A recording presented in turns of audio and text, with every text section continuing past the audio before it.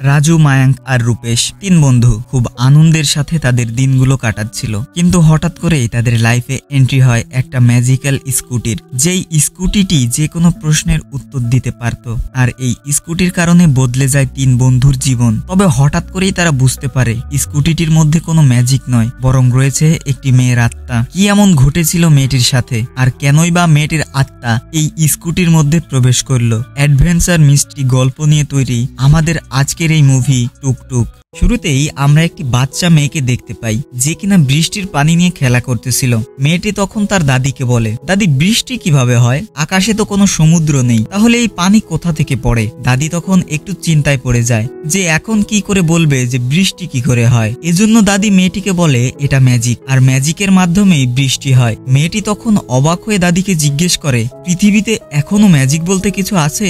ওই আমি তো জানি না, তুমি কি কখনো ম্যাজিক দেখেছো? দাদি বলে, হ্যাঁ আমি দেখেছি। আমাদের গ্রামেরই একটা ঘটনা। তিনজন বন্ধু ছিল যাদের কাছে একটা জাদুর টুকটুক গাড়ি ছিল। তুমি ওদের ব্যাপারে জানো না? মেয়েটি বলে, না দাদি আমি জানি না, আপনি বলুন না ওদের ব্যাপারে। তো দাদি তখন গল্প বলতে শুরু করে, আর এখানেই সিন কাট হয় এবং আমরা রাজু, মায়াঙ্ক এবং রূপেশ নামের তিনজন বন্ধুকে দেখতে পাই। এরা তিনজন সারাদিন ঘোরাঘুরি, আড্ডা দেওয়া এসব করেই কাটিয়ে দেয়। এক কথায় এই কাজগুলো এদের ডেইলি রুটিন। তো এরা তিনজন রাজুদের বাড়িতে এসেছিল এবং রাতে তিনজন মিলে ডিভিডি প্লেয়ারে অ্যাডাল্ট মুভি দেখে এখন নাক ডেকে ঘুমাচ্ছে। একটু পরে ঘুম থেকে উঠে আবারও বেরিয়ে পড়ে আড্ডা দেওয়ার জন্য। বাড়ির লোকের শাসন তো তাদের কান পর্যন্ত পৌঁছায় না, তারা তাদের মতো বিন্দাস। এরপরে তিনজন মিলে চলে আসে মেয়েদের গোসল করা দেখতে। তারা যখন মেয়েদের গোসল করা দেখতেছিল, ঠিক তখনই একটা ছোট্ট বাচ্চা তাদেরকে দেখে ফেলে। এ কারণে তারা ওখান থেকে পালিয়ে যায়। এরপর মায়াঙ্ক রাজু আর রূপেশকে বলে, দেখ ভাই, আমার কাছে না টাকা কামানোর দারুণ একটা আইডিয়া আছে। এক কাজ করি, আমরা ওই মেয়েদের গোসল করার ভিডিও বানাবো আর ওইগুলো বিক্রি করব। এমন অনেক লোক আছে যারা এইরকম ভিডিও পছন্দ করে আর অনেক টাকা দেওয়ার জন্য রেডি হয়ে থাকে। এ কথা শুনে বাকি দুজন বলে, আইডিয়া তো ভালোই আছে, কিন্তু আমরা ভিডিও করব কি দিয়ে? তোর কাছে কোনো ক্যামেরা আছে? এরপরে সবাই মিলে একটা প্ল্যান করে এবং রাজুদের বাড়িতে আসে। রাজু তার বাবাকে বলে, বাবা আমরা শর্ট ফিল্ম বানানোর কথা ভাবতেছি, আর এটা আমি ক্যারিয়ার হিসেবে নিতে চাই, যার জন্য ক্যামেরা কিনতে হবে। রাজুর বাবা বলে, ক্যামেরার দাম কত? রাজু বলে, এই তো বেশি না, মাত্র 30,000 টাকা। এ কথা শুনে রাজুর বাবা বলে, টাকা কি গাছে ধরে? কোথা থেকে আনবো এত টাকা তোর জন্য? কিন্তু হ্যাঁ, তোমরা একটা কাজ করতে পারো, কিছুদিন পরেই গণেশ পুজো শুরু হবে, তো তোমরা পুজোর ব্যবস্থা করো, যার ফলে তোমরা গ্রামের সবার কাছ থেকে চাঁদা আদায় করতে পারবে। ওই টাকা থেকে কিছু টাকা বাঁচিয়ে পুজো সেরে নিও, আর বাকি টাকা দিয়ে ক্যামেরা কিনে নিও। এই আইডিয়াটা তাদের অনেক ভালো লাগে, কিন্তু তাদের একটাই সমস্যা ছিল, তাদের কাছে কোনো গাড়ি ছিল না। তারা গণেশকে কোথায় বসিয়ে সবাইকে দেখাবে, আর বিসর্জনের জন্যই বা কিভাবে নিয়ে যাবে? অনেক খোঁজাখুঁজির পরেও তারা কোনো গাড়ি পায় না। তখন রাজু বলে, আমার দাদার একটা ভাঙাচোরা স্কুটার আছে, আমরা সেটা ঠিক করে ব্যবহার করতে পারবো। এরপরে তিনজন মিলে স্কুটারটা দেখতে যায় এবং গিয়ে দেখে স্কুটারটার অবস্থা অনেকটাই খারাপ হয়ে আছে। তাদের কাছে আর কোনো অপশন না থাকায় তারা এটাকেই ঠিক করে এবং একটা পুরনো রিক্সার প্যাসেঞ্জারের সিট লাগিয়ে দেয়, আর ওই গাড়ির নাম রাখে তারা টুকটুক। এরপরে তারা ধুমধাম করে গণেশের বিসর্জন করে। সবকিছু ঠিকঠাকই ছিল, কিন্তু রাজু এখানে একটু টেনশনে ছিল। সে বলে, দেখ ভাই, সবকিছু তো হয়ে গেল, কিন্তু আমার না একটা জিনিস ঠিক লাগতেছে না। আমাদের কাছে কি অন্য কোনো রাস্তা নেই টাকা উপার্জন করার? ওই রকম ভিডিও বানিয়ে বিক্রি করা আমার ঠিক মনে হচ্ছে না। কিন্তু ওরা দুজন বলে, আরে এসব কথা বলে মুড খারাপ করিস না তো। পরের দিন সকালে রাজু যখন ঘুম থেকে উঠে তাদের বানানো টুকটুকের কাছে আসে, তখন সে অবাক হয়ে যায়, কারণ রাতে রাজু টুকটুকটাকে এক সাইডে রেখেছিল আর এখন টুকটুক আরেক সাইডে চলে এসেছে। রাজু তখন তার মাকে জিজ্ঞেস করে তার বাবা টুকটুক নিয়ে কোথাও গিয়েছিল কিনা। এতে তার মা না বললে রাজু মায়াঙ্ক আর রূপেশকে ডেকে এনে এসব বলে। ওরা বলে, পাগল টাগল হলি নাকি? রাতে কি গাঁজা টাজা খেয়েছিলি নাকি, যার জন্য দিনের বেলাতেও এমন স্বপ্ন দেখছিস? রাজুরও মনে হতে থাকে এটা হয়তোবা তার মনের ভুল, এজন্য সে রাতে পাহারা দেওয়ার সিদ্ধান্ত নেয়। আসলে রাজু দেখতে চাচ্ছিল টুকটুক একা একা চলে কিনা। পুরো রাত কেটে যায় আর পাহারা দিতে দিতে রাজু একটা সময় ঘুমিয়ে যায়। পরের দিন সকালে রাজু ঘুম থেকে উঠে যেটা দেখে সেটা সে বিশ্বাসই করতে পারে না, কারণ সকাল হতেই টুকটুকটা অটোমেটিকলি স্টার্ট হয়ে নিজের সাইড চেঞ্জ করে পার্ক হয়ে যায়। এটা দেখে তো রাজুর চোখ কপালে। সে তার বন্ধুদের ডেকে টুকটুকের ব্যাপারে বলে, কিন্তু রূপেশদের সামনে টুকটুক কিছুই করে না। রাজু বলে, আজকে রাতে তোরা দুজন আমার সাথে থাক, তারপর তোরা বুঝতে পারবি এই টুকটুক একা একা চলে কিনা। এরপর রাত হলে তিন বন্ধু মিলে পাহারায় বসে পড়ে। রাতে তো কিছুই হয় না, কিন্তু যখনই সকাল হয় তখনই টুকটুক তিনজনের সামনেই নিজের সাইড পাল্টে ফেলে। আর এটা দেখা মাত্রই রূপেশ আর মায়াঙ্ক রাজুর কথা বিশ্বাস করে। এটা দেখে ওদের দুজনের অবস্থা তো টাইট হয়ে যায়। ওরা ভাবতে থাকে এই টুকটুকের ভিতরে আবার আত্মা টাত্মা নেই তো। ওরা ভয়ে ভয়ে টুকটুকের কাছে গিয়ে জিজ্ঞেস করে, তুমি কি কোনো ভূত কিনা? টুকটুক তখন তার হ্যান্ডেলটি বামে ঘোরায়, মানে সে কোনো ভূত না। এটা দেখে তিন বন্ধু ভাবে এই টুকটুক তো আমাদের সাথে কথা বলতেছে। এমনটা নয় তো যে আমরা ওর উপরে করে গণেশকে বিসর্জন করেছি দেখে কোনো দেবতা আবার ওর উপর ভর করলো? চল জিজ্ঞেস করি ওকে, ও কোনো দেবতা কিনা। টুকটুক আবারও বামে হ্যান্ডেল ঘোরায়। এটা দেখে তাদের মাথায় একটা আইডিয়া আসে। মায়াঙ্ক বলে, গ্রামের লোকেদের মাঝে গুজব ছড়িয়ে দেই যে গণেশ বিসর্জনের পর থেকেই টুকটুকের ভিতরে দেবতার শক্তি চলে এসেছে। তারা তাদের যে কোনো প্রশ্ন টুকটুকের কাছে জিজ্ঞেস করতে পারে। প্রতিটি প্রশ্নের জন্য আমরা গ্রামবাসীর কাছ থেকে টাকা নেব। এরপর তারা একজন বৃদ্ধ লোককে ডেকে আনে এবং টুকটুকের কাছে প্রশ্ন করতে বলে। লোকটা প্রশ্ন করে, আমার ছেলের বিয়ে এই বছরে হবে কিনা? টুকটুক তখন ডানে হ্যান্ডেল ঘোরায়, এর মানে হ্যাঁ। এটা শুনে লোকটা অনেক খুশি হয়ে যায় এবং টুকটুককে দেবতা মানতে শুরু করে। দেখতে দেখতে পুরো গ্রাম টুকটুকের ব্যাপারে জেনে যায়। গ্রামের সবাই টুকটুকের কাছে আসে তাদের প্রশ্ন নিয়ে। প্রত্যেকটা প্রশ্নের জন্য একটা টোকেন ছিল, আর একটা টোকেন দিয়ে একটা প্রশ্নই করা যেত, যার ফলে তিন বন্ধুর অনেক প্রফিট হতে থাকে। এখন শুধু তাদের গ্রাম থেকে না, অন্য সব গ্রাম থেকেও মানুষজন আসতো তাদের প্রশ্ন নিয়ে। অল্প কিছুদিনের মধ্যেই তিন বন্ধু অনেক টাকা উপার্জন করে। আর এইদিকে গ্রামবাসী এখন টুকটুকের পূজা করতে শুরু করে দিয়েছিল। এরপর একজন বৃদ্ধ লোক টুকটুকের কাছে আসে, এটা দেখতে যে এরা তিনজন মিলে টুকটুকের মধ্যে কোনো প্রকারের গ্যাজেট লুকিয়ে রেখে গ্রামবাসীকে বোকা বানাচ্ছে কিনা। বেশ কিছুক্ষণ চেক করার পরেও সে কোনো কিছুই খুঁজে পায় না। তখন রাজুরা বৃদ্ধকে বলে, আরে চাচা কি হয়েছে সেটা তো বলো। এরপর চাচা চলে যাওয়ার সময় বলে, এটা টুকটুক না, এটা অনেক বিপজ্জনক জিনিস, সময় থাকতে সতর্ক হয়ে যাও, না হলে তোমাদের জীবনও চলে যেতে পারে। এই কথাগুলো বলে ওই বৃদ্ধ লোকটা চলে যায়। তারা চাচার এই কথা পরোয়া করে না। তারা মনে করে চাচার মাথায় সমস্যা আছে, এজন্য এমন সব উদ্ভট কথা বলতেছে। দৃশ্য পরিবর্তন হলে রাজু যখন আরাম করে গান শুনতেছিল, এমন সময় মায়াঙ্ক আর রূপেশ ক্যামেরা নিয়ে মেয়েদের গোসল করার ওই জায়গাতে চলে আসে, যাতে করে তারা মেয়েদের গোসল করার ভিডিও করতে পারে। অপরদিকে টুকটুক অটোমেটিকলি স্টার্ট হয়ে সামনের দিকে যেতে থাকে। রাজু অবাক হয়ে টুকটুকের পিছনে দৌড়াতে থাকে আর ভাবে এই টুকটুকের আবার কি হলো, এ কোথায় যাচ্ছে। কিন্তু টুকটুক ততক্ষণে সেই জায়গায় এসে দাঁড়ায় যেখানে মায়াঙ্ক আর রূপেশ মেয়েদের গোসল করার ভিডিও করতেছিল। মানে টুকটুক এখানে রাজুকে বলতে চাইছিল যে মায়াঙ্ক আর রূপেশ এখানে মেয়েদের গোসল করার ভিডিও করছে। রাজু যখনই এটা বুঝতে পারে তখনই সে মায়াঙ্ককে মারতে শুরু করে আর বলে, আমি তোদের বলেছিলাম না এই কাজ না করতে, ভালোই তো টাকা উপার্জন করছি আমরা, তাহলে এমনটা কেন করছিস তোরা? মায়াঙ্ক বলে, আরে ভাই বিক্রি করার জন্য ভিডিও করিনি, এটা তো নিজেরা দেখার জন্য করেছি, পরে এটা ডিলিট করে দেব। এরপর যখন ভিডিও চেক করে দেখে সেখানে কোনো ভিডিও নেই, মানে ভিডিও ডিলিট হয়ে গেছে। তারা তখন বুঝতে পারে না যে ভিডিওটা ডিলিট কি করে হলো।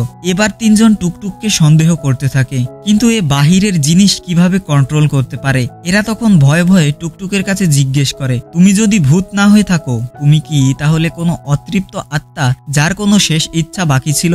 এ কথা শুনে টুকটুক তার হেডলাইট অন করে, মানে হলো হ্যাঁ। আর এটা শুনে ওরা তিনজন ভয়ে ওখান থেকে পালাতে শুরু করে, কিন্তু টুকটুকও ওদের পিছু ছাড়ে না। বেশ কিছুক্ষণ দৌড়ানোর পর টুকটুকের পেট্রোল শেষ হয়ে যায়। এরপর তিন বন্ধু মিলে টুকটুককে একটা ঘরে রেখে দেয়, যাতে করে সে আর বাইরে আসতে না পারে। কিন্তু পরের দিন সকালে টুকটুক সেই ঘরের বাইরে চলে আসে। আর এটা দেখে এরা তিনজন বুঝতে পারে টুকটুকের ভিতরে যে আত্মাটি আছে সেটা তাদেরকে কিছু বলতে চায়। আর যতক্ষণ পর্যন্ত আমরা তার সাহায্য না করব ততক্ষণ পর্যন্ত ও আমাদের যেতে দিবে না। এরপর এরা তিনজন টুকটুককে বলে, দেখুন আপনি আমাদেরকে টাকা উপার্জন করতে সাহায্য করেছেন, আর এখন আমরা আপনার সাহায্য করতে চাই, কিন্তু আপনাকে একটা প্রমিস করতে হবে। আপনার সাহায্য করার পর আপনি আমাদের থেকে দূরে চলে যাবেন আর আমাদের মারবেন না। টুকটুকও তখন হ্যাঁ বলে। এরপর এরা টুকটুককে প্রশ্ন করে, তুমি কে? তুমি ছেলে নাকি মেয়ে? টুকটুক তখন বলে, আমার ভিতরে একটা মেয়ের আত্মা আছে। তিন বন্ধু তখন আত্মাটির শেষ ইচ্ছার ব্যাপারে জানতে চায়, যাতে করে তারা আত্মাটির শেষ ইচ্ছা পূরণ করতে পারে। কিন্তু তার আগে আমাদের তোমার ব্যাপারে আরো জানতে হবে। তুমি কি আমাদেরকে তোমার বাড়িতে নিয়ে যেতে পারবে? এই কথা শুনে টুকটুক অটোমেটিকলি স্টার্ট হয়ে যায়, মানে সে রাজুদেরকে তার বাড়িতে নিয়ে যাবে। এরপর তিনজন টুকটুকে করে সেই আত্মাটির বাড়িতে আসে। এখানে শিল্পা নামের একটি মেয়ে থাকতো, মানে টুকটুকের ভিতরে শিল্পার আত্মা আছে। রাজুরা শিল্পার ফ্যামিলির কাছে জিজ্ঞেস করে শিল্পার সাথে কি ঘটেছিল। তখন শিল্পার বাবা বলে, আমরা জানি না ওর সাথে কি ঘটেছিল, দূরে কোথাও গিয়ে সুখেই আছে হয়তো। এটা শুনে তিন বন্ধু ভাবতে থাকে শিল্পা যে মারা গেছে সেটা তার পরিবারের কেউ এখন পর্যন্ত জানেই না। এটা জানতে পেরে টুকটুকের ভিতরে থাকা শিল্পার আত্মারও অনেকটা খারাপ লাগে। শিল্পার মা টুকটুকের ব্যাপারে জানতো, তো উনি টুকটুকের কাছে গিয়ে টুকটুককে প্রশ্ন করে, তুমি কি বলতে পারবে আমার মেয়ে ঠিক আছে কিনা? টুকটুক তখন ডানে হ্যান্ডেল ঘোরায়। এটা দেখে শিল্পার মা একটু স্বস্তি পায় যে আমার মেয়েটা অন্তত ভালো আছে। কিন্তু সে তো আর জানে না যে তার মেয়ে আর বেঁচে নেই, বরং তার আত্মাটা এই টুকটুকের ভিতরে রয়েছে। তো এখান থেকে শিল্পার ব্যাপারে তেমন কিছু একটা জানতে পারে না এরা।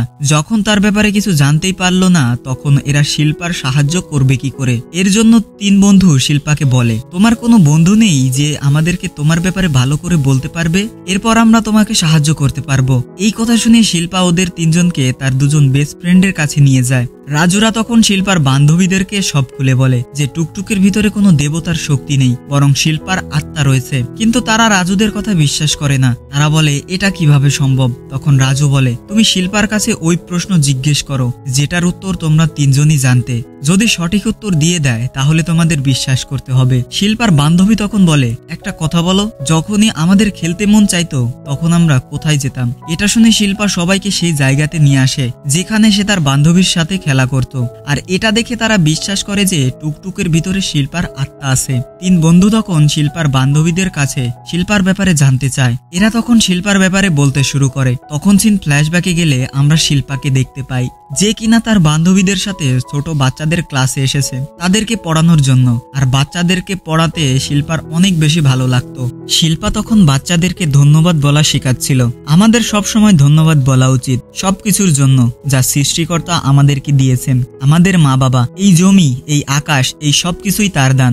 আমাদের মা বাবা আমাদেরকে কতটা ভালোবাসেন, আমরা কি কখনো তাদেরকে ধন্যবাদ দিয়েছি? তোমরা যখনই বাড়িতে যাবে সবার আগে নিজের বাবা মাকে ধন্যবাদ বলবে, যা কিছু ওনারা তোমাদের জন্য করেছেন তার জন্য। ঠিক তখনই সেখানে টিচার চলে আসলে শিল্পা তার বান্ধবীদের সাথে ওখান থেকে পালিয়ে যায়। অনেকটা শান্ত স্বভাবের মেয়ে শিল্পা, না আছে কারো সাথে শত্রুতা, না কারো সাথে কোনো প্রকার ঝগড়া, ব্যাস সাধারণভাবেই চলাফেরা করতে পছন্দ করতো সে। এমনই একদিন গ্রামের একটি দেওয়ালে সে তার নিজের চোখ, চুল, কানের দুল এবং পায়ের পেন্টিং দেখতে পায়। শিল্পার বান্ধবীরা এটা দেখে অনেক অবাক হয়ে যায় আর বলে, এমনটা কে করলো বলতো? তুই তোর বাবাকে এ ব্যাপারে বল, আর তারপর দেখবি সে তাকে খুঁজে বের করে একটু জামাই আদর করবে। কিন্তু শিল্পা বলে, থাক না, হবে হয়তো কেউ যে কিনা আমাকে পছন্দ করে। কিন্তু শিল্পা নবীন নামের একটি ছেলেকে পছন্দ করে যে কিনা বাড়িতে বাড়িতে দুধ ডেলিভারি করে। শিল্পা তখন মনে মনে ভাবতে থাকে, নবীনই মনে হয় পেন্টিং গুলো করেছে। সে ওই পেন্টিং গুলোর মাধ্যমে বোঝাতে চেয়েছে সে আমাকে ভালোবাসে। শিল্পা তখন সিদ্ধান্ত নেয় সে নবীনের সাথে কথা বলবে।